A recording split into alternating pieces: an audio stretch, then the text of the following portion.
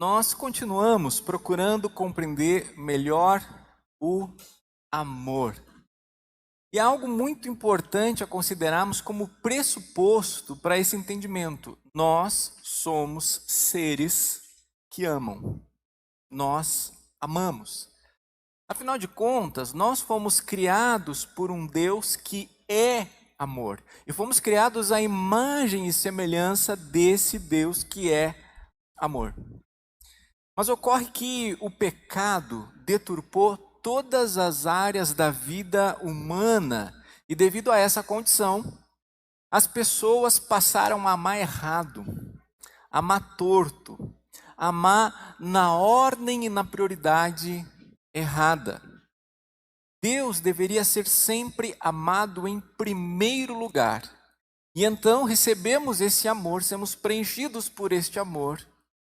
Nos alegramos nesse amor que recebemos, podemos amar a gente mesmo de forma adequada e amamos as outras pessoas e toda a criação de Deus, mas esta seria a ordem. Aí o pecado vem e ele muda a ordem das coisas, ele faz com que a gente ame a gente mesmo em primeiro lugar e que a gente ame coisas antes de amar pessoas e é uma bagunça. O amor ficou totalmente deturpado. E quando nós entendemos que Deus é amor, Ele é a fonte do amor que nos preenche, e que a partir desse relacionamento de amor é que nós devemos então nos amar e amar as pessoas, amar a criação de Deus, nós podemos até nos envolvermos com causas que são instrumentos, que são canais para que a gente ame mais e melhor. Mas as causas com as quais nos envolvemos, elas nunca deveriam ser um fim em si mesmos. Por mais que ela tenha uma cara, por exemplo, de religião, por mais que ela tenha uma cara daquilo que chamamos de ministério, a causa nunca é um fim. A causa tem que ser um meio por onde o amor flui, por onde ele passa. E hoje nós vamos olhar para um texto da palavra de Deus que mostra o Senhor abrindo, eu considero que num dos ápices de como o Senhor dramaticamente quer mostrar para os filhos dele que ele ama os seus filhos, mas seus filhos não estão correspondendo a esse amor do jeito que gente está correspondendo a outros amores muito melhor. Deus vai mostrar que tem pessoas mais dispostas a se comprometerem com determinadas causas do que seus próprios filhos se comprometerem com ele. E tudo começa com uma palavra que o Senhor dirige ao profeta Jeremias. Lá em Jeremias capítulo 35, versículo 1 e 2, né, a gente vai ler na sequência toda essa história aqui, a gente começa então, versículo 1 e 2. Palavra que foi dita a Jeremias, da parte do Senhor, nos dias de Joaquim, filho de Josias, rei de Judá. Vá à casa dos recabitas, fale com eles, leve-os à casa do Senhor, a uma das câmaras, e ofereça-lhes vinho para beber. Será que só eu acho isso aqui estranho da parte de Deus? Mandar chamar pessoas para virem beber vinho na própria casa de Deus? Isso aqui, na verdade, é muito chocante, né? Deus dizendo para o próprio profeta ir lá chamar a galera para fazer isso. E eu fico até pensando, né? O quanto talvez não entender isso aqui possa até um dia gerar, se é que já não gerou, alguma igreja, algum grupo religioso, né, abrindo igreja para beber, né? Então você não convida a pessoa para vir ouvir o evangelho, você convida para vir beber um vinho na sua igreja, né? Você não convida para qualquer outra coisa senão encher a cara, né? Até eu trouxe aqui um vinho para a gente poder ser uma igreja bíblica na mensagem de hoje, né? Se Deus está dizendo, chama as pessoas para beberem vinho, então, opa, vamos ser bíblico também, né? IBC, Igreja Batista Cabernet, né? Mas sempre tem aqueles irmãos que são do fogo, né? Já vão direto para a Igreja Batista da Cachaça. Ou, né? Para a gente ficar na moda, assim, né? Caipirinha Church, que o Church é a moda, né? Então, Caipirinha Church. Mas que coisa estranha. Eu vou tirar daqui, porque daqui a pouco chega alguém que não ouviu aqui que Deus está dizendo, né? Não ouviu o versículo. Daqui a pouco alguém entra na live lá e não viu o versículo. Olha só, o pastor lá com vinho. Esse vinho nem é meu, tá bom, gente? Foi emprestado. Mas, o que isso significa? Por que Deus está fazendo isso? Vai lá, chama aquelas pessoas para virem beber vinho na minha casa. A sequência desse acontecimento começa a revelar o que Deus tem em mente com esse convite aos recabitas. Versículo 13 em diante. Então fui falar com Jazanias, filho de Jeremias, filho de Rabazinias, com os irmãos dele, com todos os filhos dele, com toda a casa dos recabitas. E os levei à casa do Senhor, à câmara dos filhos de Hanã, filho de Gigdalias, homem de Deus. Esta câmara ficava junto à câmara dos oficiais e sobre a câmara de Maacéias, filho de Salum, guarda do vestíbulo. Então pus jarras cheias de vinho e copos diante dos filhos da casa dos recabitas, e lhes disse: bebam. Mas eles disseram: não beberemos vinho, porque Jonadab, filho de Recabe, nosso pai, nos ordenou: nunca bebam vinho, nem vocês, nem os seus filhos. Que interessante. Jonadab tinha sido um dos líderes desse grupo cerca de 300 anos antes dessa ocasião aqui. Ele fundou o que poderia ser considerado uma ordem religiosa. E essa ordem religiosa ela deveria se retirar da sociedade e não praticar os costumes que levavam a sociedade à perversidade, à derrocada moral. Então eles não ficavam exatamente no meio das pessoas, se retiravam em tendas e não tinham costumes como, por exemplo, de beber vinho. Porque, não que a Bíblia condene o vinho, nós sabemos disso, mas o excesso deles. Mas quando alguém fazia um voto, esse voto implicava não beber, era nenhuma gota, e era o caso aqui. Não beber nenhuma gota.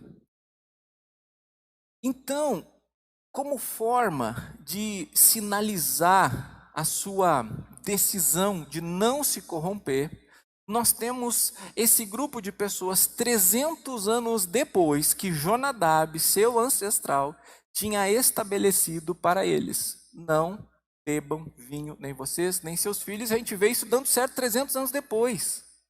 300 anos depois, isso está sendo seguido à risca. Mesmo que um profeta está dizendo: Deus convidou vocês para virem à casa dele beber vinho. Não vamos beber. Nós somos fiéis ao que o nosso antepassado estabeleceu. Isso para nós é inegociável. E aí vamos continuar lendo o texto para nós entendermos por quê. Por que Deus está dando essa instrução a Jeremias de convidar os recabitas a virem beber vinho na própria casa dele? Versículo 12 em diante. Então a palavra do Senhor veio a Jeremias dizendo: assim diz o Senhor dos exércitos, o Deus de Israel: vá e diga ao povo de Judá e aos moradores de Jerusalém: será que vocês nunca vão aceitar a minha advertência para obedecer às minhas palavras? Diz o Senhor. As palavras de Jonadab, filho de Recabe, que ordenou a seus filhos que não bebessem vinho, foram guardadas. Eles não bebem vinho até o dia de hoje, porque obedecem às ordens do seu pai. A mim, porém, que tenho falado a vocês sempre de novo, vocês não me obedecem. Agora tudo faz sentido. O que Deus está fazendo ao chamar os recabitas e dizer: bebam, tem aqui jarras e copos de vinho à vontade, bebam. O que Deus está fazendo aqui? Deus está dando uma demonstração para o seu próprio povo do que é fidelidade, do que é compromisso. Ali, diante daquelas jarras de vinho, tinham pessoas que nem chegaram a conhecer Jonadab, que viveu muito tempo antes deles, e mesmo assim eram fiéis ao compromisso que ele havia estabelecido para todo o seu grupo e descendentes. Diante de uma mesa farta de vinho, cheio de jarras e copos à disposição, eles mantiveram o compromisso. Sabe daquele negócio que a ocasião faz o ladrão? Não funciona com quem tem compromisso. A ocasião não faz nada. Com pessoas que são guiadas por valores, por princípios, sobretudo pela palavra de Deus. E aqui nós temos um grupo que não necessariamente é norteado pela palavra de Deus. Porque Deus nunca houver estabelecido isso aqui, ou, por exemplo, o modo de vida à seta deles. Mas a gente vê pessoas aqui que são movidas por valores, princípios e compromissos e não pelas circunstâncias. Então Deus mostra ao seu povo esse exemplo de compromisso que um grupo fez com uma pessoa. Mas não era de se esperar que o compromisso que o povo de Deus tinha com o próprio Deus tinha que ser muito maior. Tinha que ser ainda muito mais honrado. Olha só o que Deus diz na sequência. Sempre, de novo, eu enviei todos os meus servos, os profetas, dizendo: convertam-se agora, cada um de vocês, do seu mau caminho. Corrijam as suas ações, não sigam outros deuses para servi-los, e assim vocês ficarão na terra que eu dei a vocês e a seus pais. Mas vocês não me deram ouvidos, nem atenderam. Os filhos de Jonadab, filho de Recabe, guardaram o mandamento de seu pai, que ele lhes deu. Mas esse povo não me obedeceu. Para a gente contextualizar isso, imagina que Deus mandasse que hoje viesse aqui representantes de uma ONG. E aqui no telão aparecesse para nós o quanto essas pessoas são comprometidas com a sua causa. E a gente começasse a ver o quanto eles são desprendidos, o quanto eles investem o seu tempo, o quanto eles investem os seus recursos, o quanto eles pensam nisso, o quanto eles dedicam a sua vida aparecendo no telão e Deus dizendo: está vendo o compromisso dessa ONG aqui? Vamos fazer um comparativo entre o compromisso que a ONG tem e o meu povo tem. Você já parou para imaginar como é que está o coração de Deus aqui? O coração de Deus dizendo: olha, os filhos de Jonadab, que não conheceram Jonadab, que não receberam promessas de Jonadab, são fiéis à risca. Mas o meu povo que me conhece, que recebeu as minhas promessas, me ignora. Quem foi Jonadab? O que de tão bom ele fez que se compare a quem é o Senhor, ao que o Senhor fez, faz e fará, para que tenha mais pessoas, ou tenha pessoas mais fiéis a Ele, do que pessoas fiéis ao Senhor. Jonadab exigiu um compromisso dos seus descendentes, sem poder dar nada significativo em troca para eles. Mas Deus, quando pediu ao povo um compromisso com Ele, ainda deu bônus. Frisou muitas vezes que haveria muitas bênçãos em decorrência dessa obediência, que envolvia receber uma terra maravilhosa para viver, com fartura de tudo que era necessário, proteção. Só que o povo de Israel não foi fiel a Deus, como os recabitas foram a Jonadab. Aí a consequência veio, versículo 17. Por isso, assim diz o Senhor, o Deus dos exércitos, o Deus de Israel: eis que trarei sobre Judá e sobre todos os moradores de Jerusalém todo o mal que falei contra eles. Porque eu lhes falei e eles não me obedeceram, chamei e eles não responderam. Quem não conhece o coração de Deus, ou quem não conhece a própria história bíblica, pode considerar que talvez Deus fosse mau. Olha só, Deus agora vai fazer vir um mal sobre eles. Mas nós que conhecemos o coração de Deus, que conhecemos a história registrada na sua palavra, nós entendemos que não se trata de um Deus mau, mas de um Deus paternal totalmente bom, dizendo: eu quero ter um relacionamento com vocês. A primeira coisa que eu espero de vocês é que vocês me amem. Eu amo vocês. E Deus estabeleceu, né? Jesus respondeu que o maior mandamento era amar ao Senhor Deus de todo o coração, toda a alma, todo o entendimento. Então se tratava assim de relacionamento de amor, para então amar a si próprio, para então amar o próximo. Deus está ali derramando o coração dele. Só que daí Deus chega um ponto que deixa o povo ir. Porque o povo não quer saber do Senhor.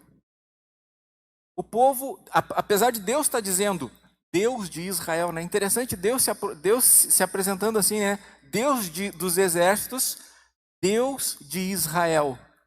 Ele se dispõe a ser o Deus de Israel, mas Israel não se dispõe a ser o povo desse Deus. E aí então Deus está dizendo, olha, eu tenho chamado vocês, eu tenho chamado de novo, mas vocês não querem. Se vocês quisessem, tem tanta coisa boa para vocês desfrutarem desse relacionamento comigo, e isso é um bônus. As promessas que Deus faz, diante do compromisso que pede, é um bônus, porque Deus é Deus, Ele não precisa prometer nada, Ele não precisa dar nada, Ele poderia simplesmente dizer, eu quero que faça isso e ponto final. Mas Ele diz, eu quero que você faça isso, porque isso vai ser bom, isso combina com a vida, e tem aqui estes benefícios, porque Deus é galardoador, Deus é abençoador. Então, dar benefícios é um bônus. Todos os povos ao redor de Israel, todas as civilizações antigas, elas desapareceram. Nós só temos vestígios dos assírios, só temos vestígios dos babilônios, só temos vestígios dos fenícios, só temos vestígios dos egípcios, não os egípcios como país, estou falando como a civilização egípcia. Não temos. Então o que significa? Que a destruição das civilizações era um decurso natural da história.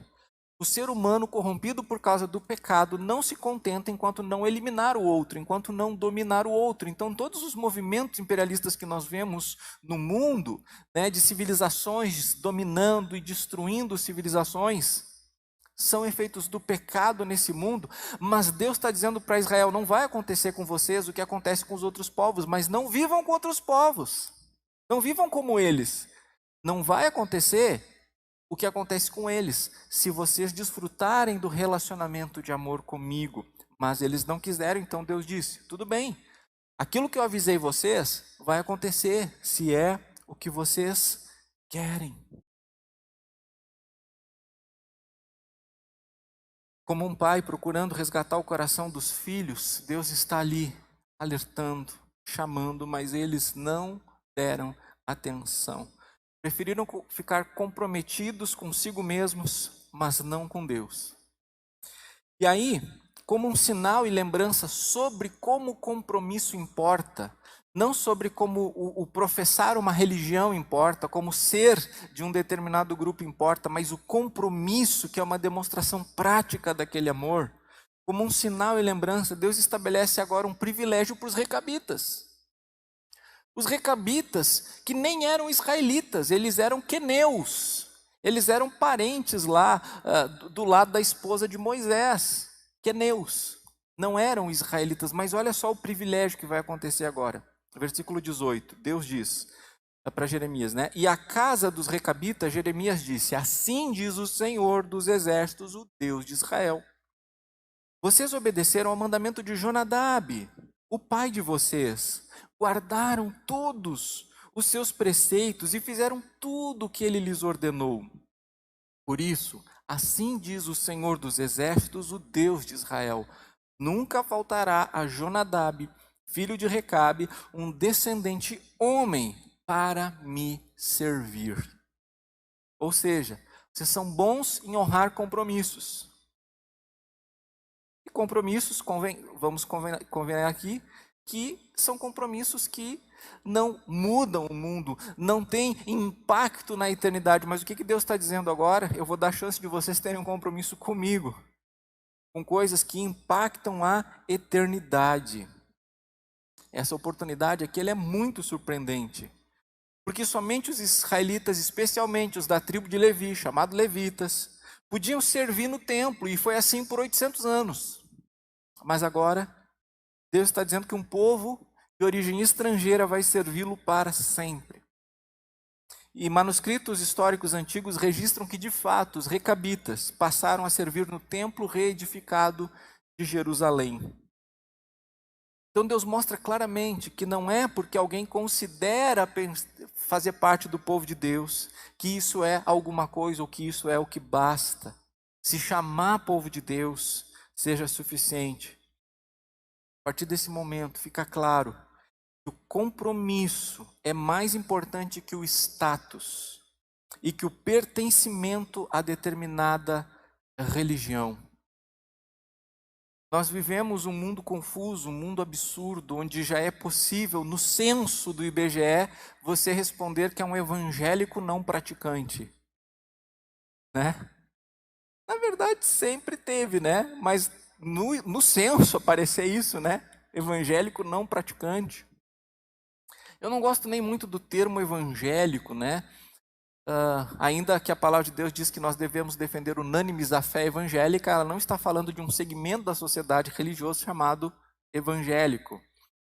Mas ser discípulos do Senhor, nominais, que ficam muito longe do compromisso que pessoas têm com tantas causas nesse mundo. E a gente vê o coração aqui de Deus, que já houvera dito pelo profeta Jeremias, lá em Jeremias 29:13, vocês me buscarão e me encontrarão, quando buscarem de todo o coração. Deus não é encontrado pelo que fazemos. Deus não é encontrado pelos nossos méritos ou merecimentos. Deus é encontrado pelo nosso coração. Vocês me encontrarão quando me buscarem de todo o coração. Agora, se de fato buscamos a Deus, sabe o que vai acontecer? Acontecerão obras.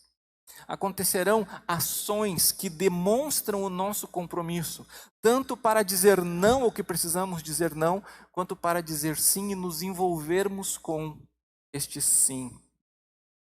Vemos então que os recabitas foram um sinal de compromisso para o povo de Deus. Percebe esse sinal? Estamos juntos, né? Chama eles para dentro do templo, oferece bebida, eles sentam lá, e aí o profeta: bebam. Não vamos beber. Agora, todo o povo tem que saber o que aconteceu aqui. Todo o povo tem que saber que eles têm um compromisso, e que por conta desse compromisso, eles estão tocando a vida deles coerentemente com isso. Mas o meu povo não age da mesma maneira. Então está aqui um sinal. E é legal esse sinal. Por um lado é bonito. Agora, por outro lado, é muito triste. É muito triste porque não havia por muito tempo no meio do próprio povo alguém que pudesse ser o exemplo. Deus tem que chamar descendentes dos queneus para ser exemplo.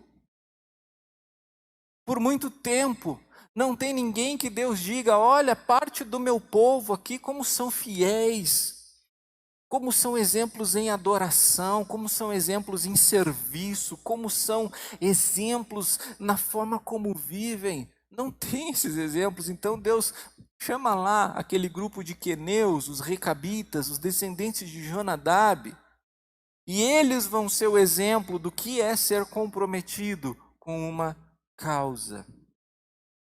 Então, por muito tempo, Deus precisa chamar gente de fora. E diz: olhem para eles. Olhem para eles. Até que venha alguém de dentro deste povo, que Deus envia para o meio desse povo, que se torna gente da gente.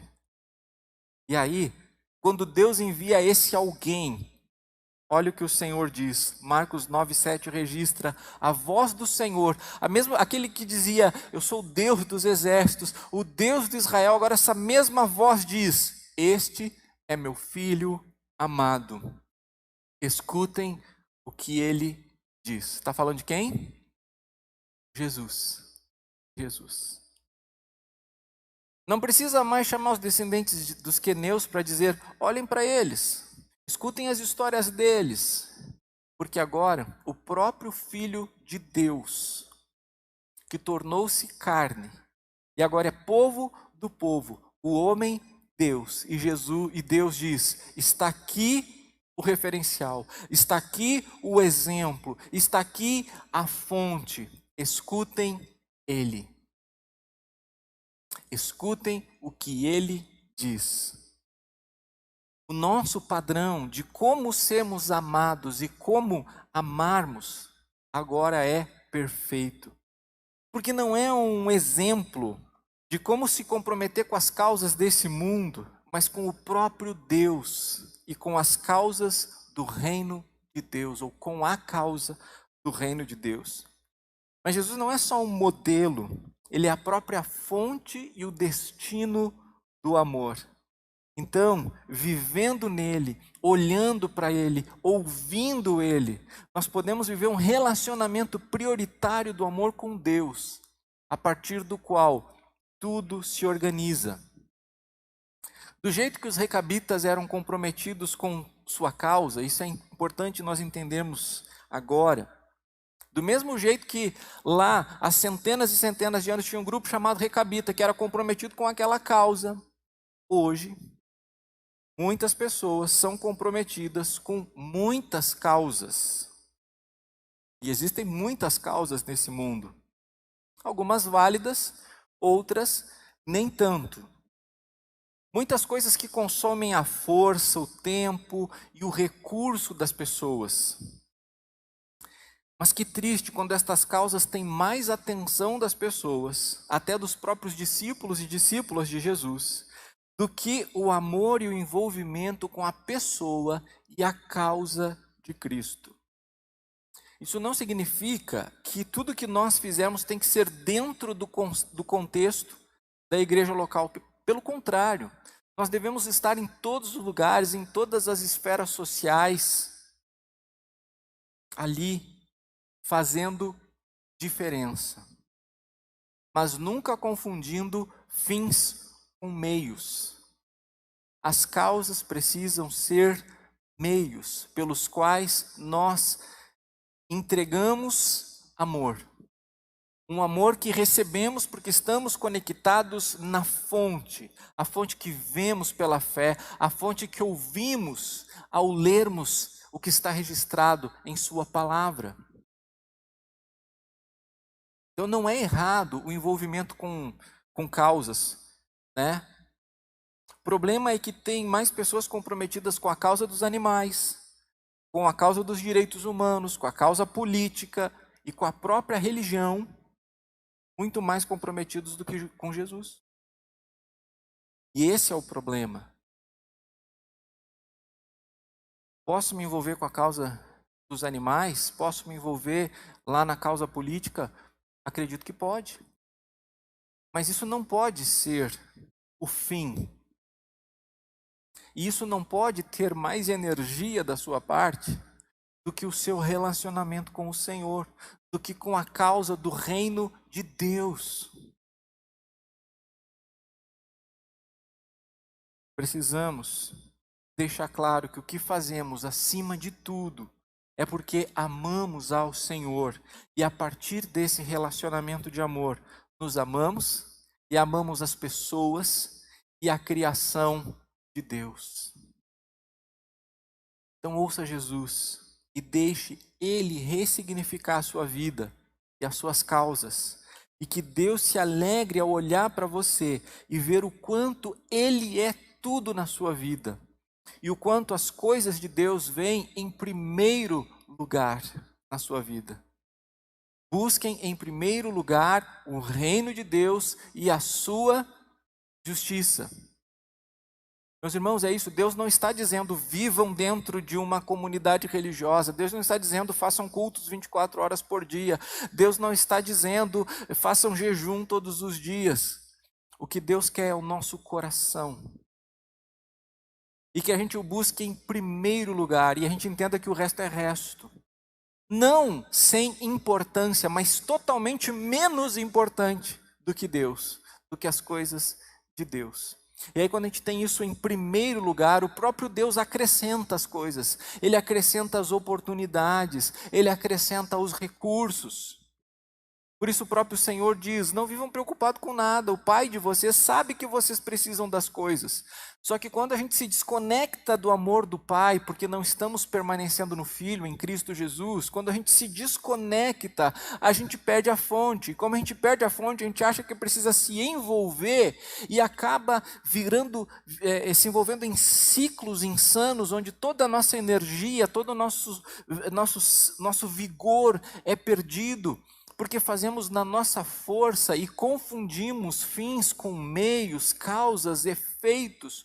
O que eu realmente creio que o Senhor quer fazer é trazer o nosso coração para Ele e nos dar tudo o que somente Ele pode nos dar e nos preencher. E a partir disso, vá em frente através de causas institucionais, não institucionais, oficiais, não institucionais, oficiais, não oficiais. Ame sem parar, mas esteja conectado na fonte. Que nenhuma ONG nesse mundo envergonhe a igreja diante de Jesus. Que nenhuma ordem religiosa, que nenhuma política, eu sei que o termo política é meio espinhoso nesse tempo, né? Mas se nós víssemos os cristãos defendendo tanto o reino de Deus como defendem político, meus irmãos, eu acho que a coisa seria bem diferente. Bem diferente. Se nós nos envolvêssemos com causas que têm impacto na eternidade. Quando Deus diz: olha, vocês têm uma causa lá para os recabitas, né? Eu vou dar para vocês a oportunidade de, com o compromisso de vocês servirem na minha casa, no mesmo lugar que vocês se negaram a beber vinho, eu quero dar a oportunidade para vocês se comprometerem comigo. Então eu acho que isso tem que nos ensinar, porque Deus quer nos levar a transcender na nossa vida. Deus quer nos levar a deixarmos legados poderosos nesse mundo. A de fato vivemos fazendo a diferença. Vivermos com uma vida tão relevante, mas tão relevante, que mesmo quando a gente não estiver mais nesse mundo, o impacto fique nos próximos anos nesse mundo, mas para toda a eternidade, que lá no céu a gente fique sabendo, sei lá, se um anjo vai nos dizer: está vendo fulano aqui? O fulano aqui lembra, foi você que falou de Jesus para ele, foi através do seu envolvimento lá naquela ação, o seu testemunho chamou a atenção dele para o Senhor. Só assim a gente vai poder deixar legados de vida e legados para a eternidade. Eu gostei muito de palavras finais de um filho que teve um pai que morreu essa semana. O pastor Ebenezer, um dos líderes da denominação batista por muitos anos, faleceu essa semana, e o filho dele escreveu um texto belíssimo e muito profundo, mas simples, dizendo: quem foi meu pai? Meu pai foi um pastor, meu pai foi um mestre em tal coisa, foi um doutor em tal coisa, meu pai foi um professor de cursos de teologia, meu pai foi não sei o quê, porque é um currículo assim gigantesco, né? Quem que foi meu pai? O que disso ele foi? Daí eu pensei que na verdade meu pai não foi nada disso olhando para ele. E eu concluí que meu pai foi um vaso que carregava água, e uma água muito especial. E que todas estas coisas, todos os títulos que ele teve, todas as posições que ele teve, na verdade, ele usou para derramar essa água. Foram lugares, foram portas que se abriram, onde este vaso levou a água, que é a água da vida, que é a água de Cristo. E ele fala que no decorrer dos anos, muitas pessoas beberam daquela água que aquele vaso estava levando. Ele dizendo: um vaso imperfeito, um vaso simples, um vaso, apesar de toda a sua erudição, com muita simplicidade, até que essa semana esse vaso quebrou. Esse vaso quebrou. Mas ainda ficaram cacos, e nesses cacos côncavos ainda ficou um pouco dessa água que pessoas ainda poderão beber por algum tempo, tão grande foi o legado dele. Mas o que tem ali é um conteúdo de vida, porque ele dedicou a vida a repartir a água da vida. Isso mexeu muito comigo. E eu quero pensar sobre o que tem, o que eu tenho carregado, o que nós, como Igreja do Senhor Jesus, temos carregado. Pessoas levam compromissos tão a sério, carregam causas tão a sério, como os recabitas tratavam aquela causa. Mas o que tem dentro dos nossos vasos? Porque a palavra de Deus nos chama de vaso também em determinado momento. O que nós estamos carregando? O que ocupa esse templo do Espírito Santo que somos? Meus irmãos, minhas irmãs, que a palavra do Senhor, o Senhor dos exércitos, o Deus do Israel, dizendo agora: este é meu filho amado, escutem ele. Façam com que o nosso olhar sobre o Senhor Jesus, sobre como Ele viveu, sobre as suas palavras, sobre como Ele vive, o que Ele espera de nós hoje, ressignifiquem a nossa vida. E que nós encontremos nele todo o sentido que de fato nós precisamos e que só encontramos verdadeiramente nele. Pai, em nome de Jesus, nós te agradecemos pela tua palavra registrada no livro do profeta Jeremias. Senhor, eu vejo que foi algo muito dramático, algo até estranho que o Senhor fez de chamar aquelas pessoas para beberem vinho no teu templo. Mas, Senhor, eu me entristeço por o Senhor ter precisado trazer gente de fora para mostrar esta lição para o teu próprio povo. Mas nós nos alegramos, porque hoje nós temos aquele que é o teu próprio Filho amado, que veio a este mundo e habitou entre nós, cheio de graça e de verdade, e agora as tuas palavras ecoam em nossos corações, que Ele é teu Filho amado e que devemos ouvir Ele. Senhor Jesus, queremos te ouvir, queremos ouvir a tua voz. Em cada página das Escrituras que estivermos lendo, estudando, meditando, que ali a gente esteja escutando tua própria voz. E que, quando estivermos com as Escrituras fechadas, vivendo a nossa vida, momento em momento, queremos ouvir o teu Santo Espírito nos fazendo lembrar das tuas palavras. Pai, quando dissestes que devemos ouvir Jesus, é o que queremos, ouvir Jesus a todo instante. E ouvindo Jesus, em Jesus, nós queremos entregar para Ti, Pai Celestial, o amor que vem do próprio Senhor. E naquilo que nos envolvermos neste mundo, Senhor, que seja representação do próprio Senhor aqui na terra. Que nada que não é eterno chame a nossa atenção.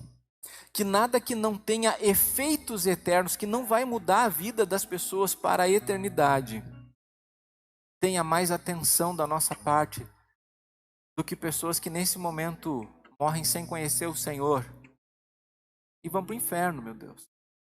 Ou nossos irmãos e irmãs em Cristo que, apesar de encontrarmos um dia no céu, ainda nesse mundo estão vivendo vidas simplórias, vidas miseráveis, sem sentir, sem ver, sem a tua glória, sem o teu poder, sem estar conectados contigo momento a momento. Vem com avivamento de amor em nosso meio, Senhor. Vem com avivamento de amor em nossas vidas, Senhor. E que nenhum recabita precise ser usado para nos mostrar o quanto te devemos e o quanto devemos buscar a ti. Em nome de Jesus. Amém. Vamos nos colocar em pé, cantarmos esta canção como forma de oração. Aqui estão os nossos contatos. O pastor Josiel está voltando essa semana de férias, mas eu e o Felipe estamos aí em atividade. Ensino e cuidado pastoral comigo, ministérios com o Felipe, nós estamos à disposição. Se você tem alguma dúvida, alguma crítica, se você tem alguma sugestão sobre qualquer coisa que você viu ou ouviu aqui, ou pensou, refletiu, me manda um WhatsApp. Se você quer caminhar com a gente aí no curso de teologia, na Escola Bíblica da Comunhão, quer saber mais sobre isso, manda um WhatsApp. Se você quer saber mais sobre a preparação para o ministério, cooperando com Jesus, manda um WhatsApp para o Felipe. Orar enquanto cantamos.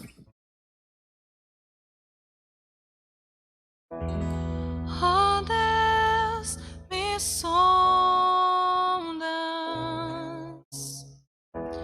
conheces-me,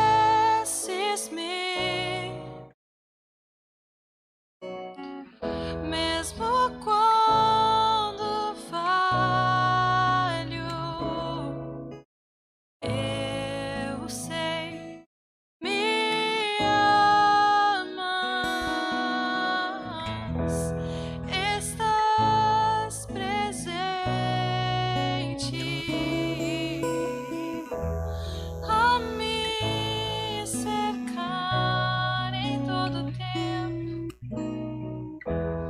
em todo tempo. Eu sei, me amas.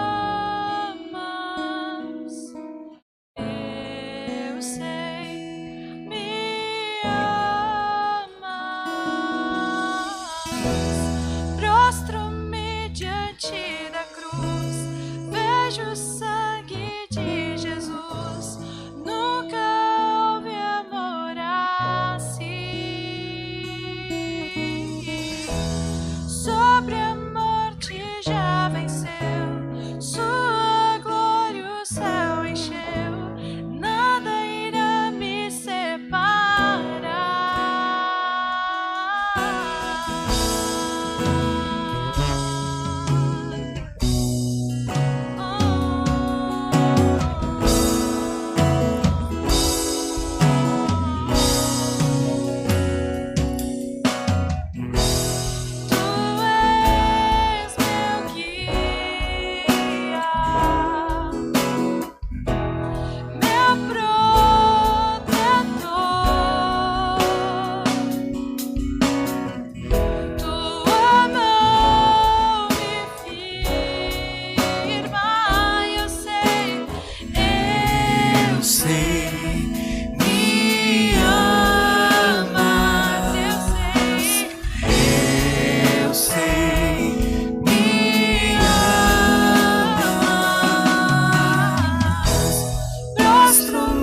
Diante da cruz, vejo o sangue de Jesus.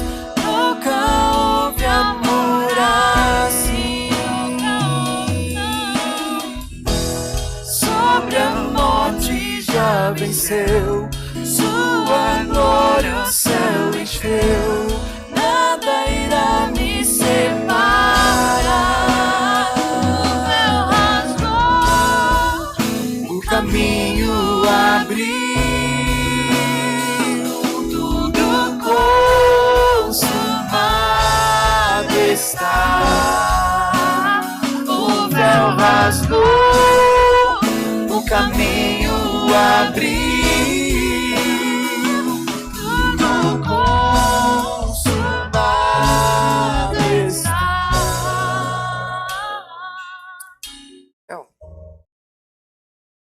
Esse véu rasgou nesse templo em que os recabitas trabalharam. Nesse templo que Deus chamou eles para beber vinho. Só que tinha um véu, uma grande cortina, que separava o ambiente lá dentro. E esse véu, então, separava o santo lugar do santíssimo lugar, onde apenas o sumo sacerdote, uma vez por ano, poderia entrar.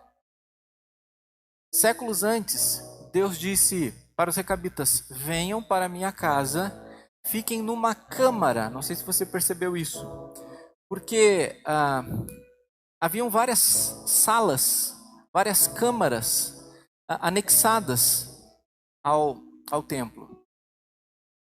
E então, dependendo de quem era essa pessoa, de que tribo ela era, de que povo ela poderia ficar do muro para fora, do muro para dentro no pátio, no santo lugar, nas câmaras, mas só o sumo sacerdote no santíssimo lugar. Mas aí veio um convite muito mais maravilhoso e muito mais surpreendente do que esse convite que foi feito para os recabitas: venham para uma das câmaras do templo e bebam vinho. Que é um convite que a palavra de Deus nos faz hoje. Deus disse: esse é meu filho amado, ouçam ele. E sabe o que Jesus disse? Ele disse: venham a mim. E Jesus não é como um prédio, não é como um lugar que você vai e pode até ter coisas legais lá dentro, mas ele é o próprio Deus, Filho de Deus encarnado nesse mundo. E quando aquele véu se rompeu, ficou claro que não haveria mais separação.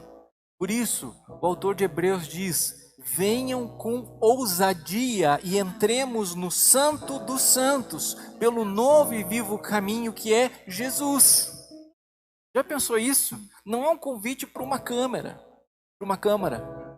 É um convite para aquele lugar que só uma pessoa muito especial podia entrar. Agora todo mundo pela fé pode entrar lá, o que significa que nós somos aceitos na presença de Deus, porque Ele nos ama. E quando você ama, você tira barreiras. Você não diz: você só pode vir até aqui.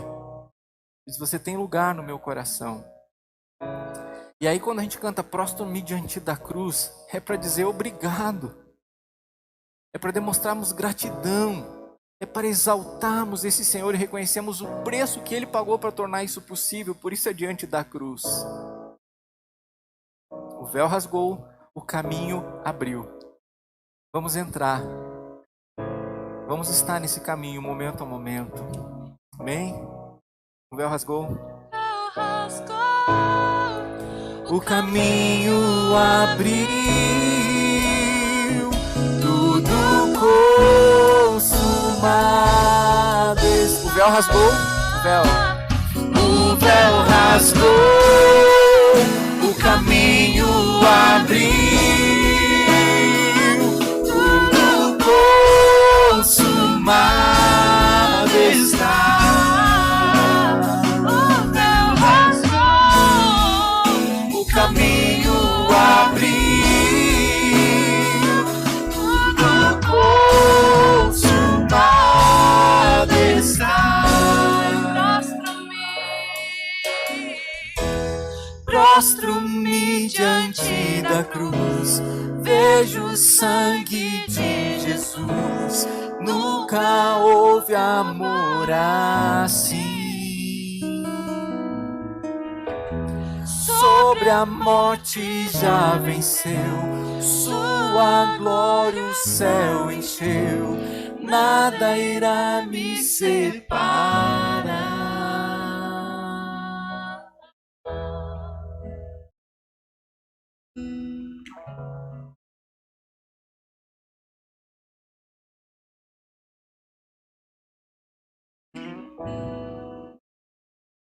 Quando tudo e quando tudo se acabar, estarei seguro, pois sei me amas, pois sei me amas, pois sei me amas, pois sei me amas. Agradeça. Prostro-me diante da cruz, vejo o sangue de Jesus. Nunca houve amor assim. Sobre a morte já venceu, sua glória o céu encheu. Nada irá me separar. O caminho abriu, tudo consumado está. O véu rasgou, o caminho abriu. Jesus, tudo consumado está. Glória a Deus. Amém? Que a graça do nosso Senhor Jesus Cristo, o amor do nosso Pai e a comunhão do Espírito Santo de Deus sejam com cada um de nós. Tenha uma semana abençoada e abençoadora em nome de Jesus. Amém.